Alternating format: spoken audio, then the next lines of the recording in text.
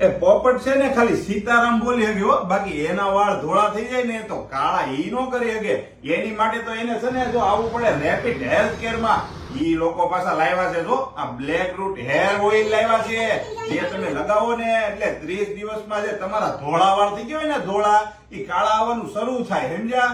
અને પાછું છે ને આમ જો આ છે ને 100% આયુર્વેદિક હો, 100% આયુર્વેદિક. આમ જો કલર જોવો ને તમે ક્યાં ખબર પડી જાય.